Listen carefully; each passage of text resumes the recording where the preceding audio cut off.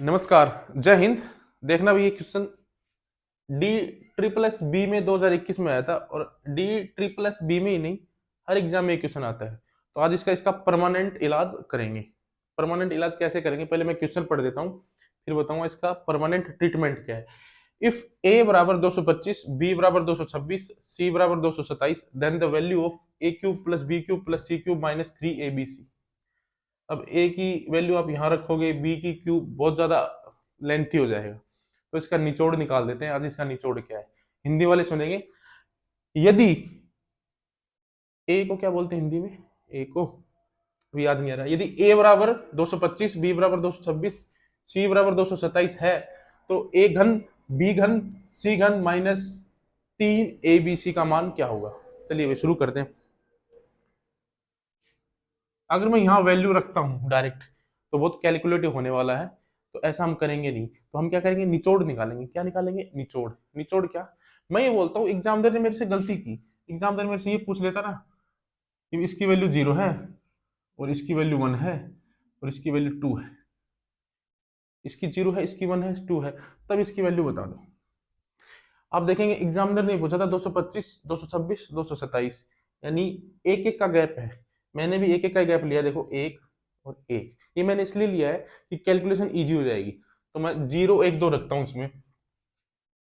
ए cube plus B cube plus सी cube minus 3abc। जैसे ही मैं ए को 0 रखूंगा, ये दोनों टर्म 0।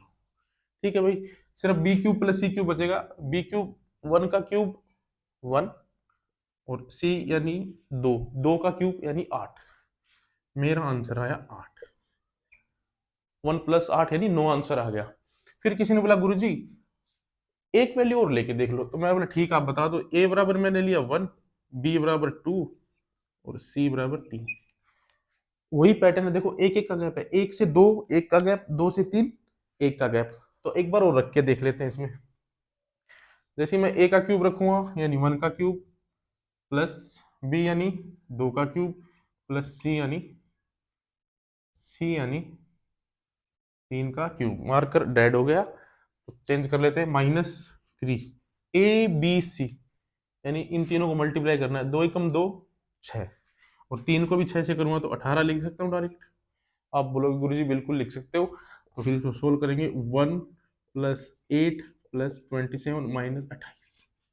ठीक है भाई, 27 और 8 35 और एक 36 माइनस 18, 18 आंसर आ गया। मैं क्या देख रहा हूं, जब मैंने 0 1 2 लिया तो 9 आया। अगर मैंने 1 2 3 लिया तो 18 आया। पता है आप ये क्या है, 18 क्या है, 18 18। और ये 9 क्या है, ये 9 कुछ नहीं है।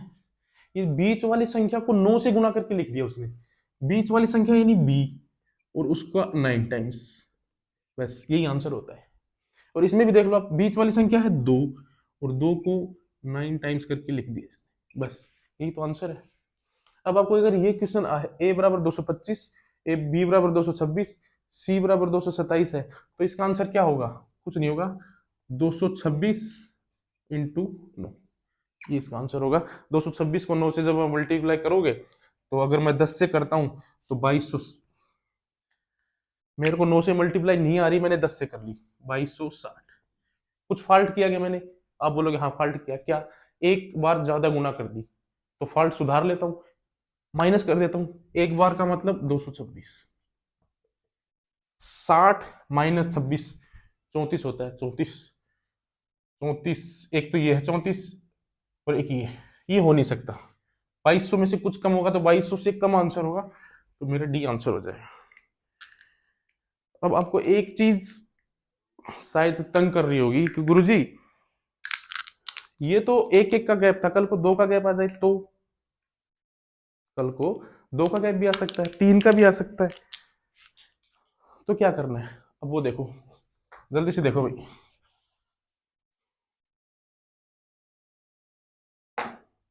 अभी मैंने आपको बताया आपको पहले गैप चेक करना है। जैसे मैं एक गैप की बात करता हूँ, 0, बी बराबर 1 और सी बराबर 2।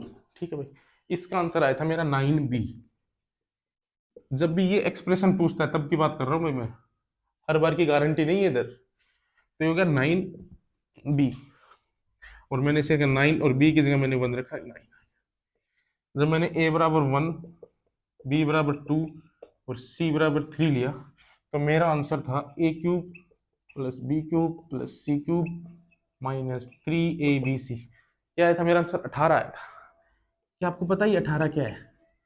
18 कुछ नहीं है, 9 इंटू बीच वाला नंबर यानी b। ये अब अगर आप दो दो का गैप लोगे तो आपको क्या करना है वो देखो। ये हो गया भाई, दो दो का गैप लोगे तो आपको आंसर क्या आएगा वो दिखा देता हूँ। सपोज दैट किसी ने बोला कि गुरुजी 0, बी बराबर 2 और सी बराबर 4 ले लो, तो क्या आंसर आएगा? तो क्या आंसर आएगा देखो मैं आपको बता देता हूँ। जब एक का गैप है तो मेरा आंसर है 9, बीच वाली संख्या का 9 टाइम्स आएगा। यहाँ भी बीच वाली संख्या का 9 टाइम्स है, 9 टाइम्स है 9 इंटू 2 18। कई लोगों के मन में होगा गुरुजी क्या इसका भी आंसर 18 ही आएगा? मैं बोलूँगा नहीं। क्यों? इसका आंसर ये आएगा 9 इंटू 2 इंटू डिफरेंस, डिफरेंस का स्क्वायर, ये आएगा। इनमें कितने का डिफरेंस है? 9 इंटू 2 और डिफरेंस के स्क्वायर से। अब कई बच्चों के दिमाग में ये आ रहा होगा गुरुजी आपने यहाँ तो नहीं किया मल्टीप्लाई, यहाँ तो डिफरेंस से मल्टीप्लाई नहीं किया यानी डिफरेंस के स्क्वायर से नहीं किया।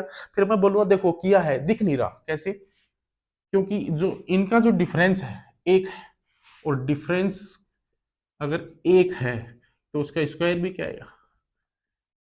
एक ही आएगा। तो आप नहीं किया है तो 9 इंटू एक कुछ बिगड़ रहा है क्या? नहीं बिगड़ रहा।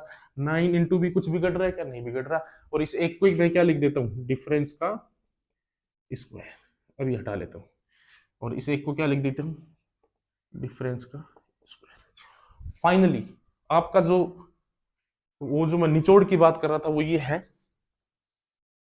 कि आपको जो आंसर देना है ना, बीच वाली संख्या जैसे 3 देगा ए बी और सी, बीच वाली संख्या का 9 टाइम्स और उन संख्याओं के बीच का डिफरेंस का स्क्वायर।